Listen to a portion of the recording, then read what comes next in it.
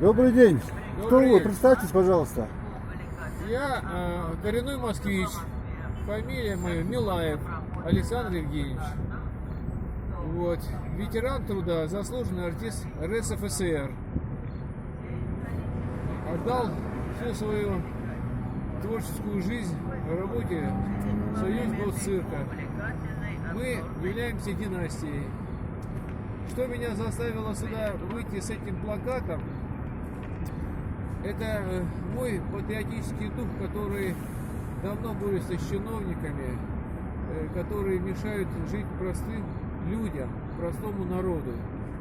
И я, поскольку работал в такой системе интернациональной, поэтому все республики, которые мы объездили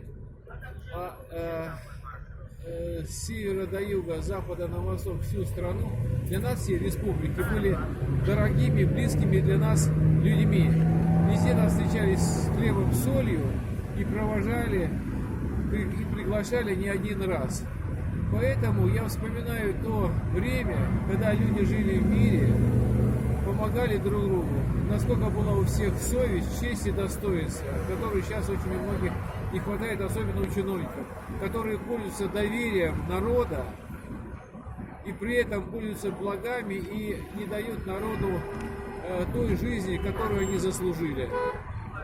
Что касается именно самой этой такой благородной национальности, как Ингушетия, настолько она маленькая, но великая и достойная своей честностью, гордостью своей истории, что она заслуживает большего, чем то, что она сейчас имеет. И эти чиновники, которые хотят совсем уже довести этот народ, как бы свой родной народ, ну, не знаю, чуть ли не до самоуничтожения, но это у них не получится. Надо бороться с коррупцией. Они воруют деньги наши, народные, бюджетные, которые выделяются республике.